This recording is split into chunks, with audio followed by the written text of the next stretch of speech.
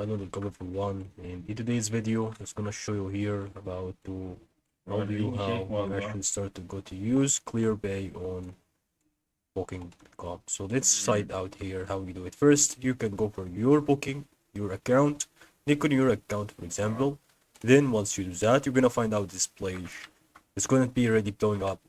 You can have like Clearpay. Maybe you can go for payment method and add debit cards or cancel, starting with that. Or if you really buy one of these models and scroll it on the middle part here, after you click on reserve, you're gonna find out that you need to start to see that there is a part where it actually been going on when you really start to choose one of these hotels and starting reserving.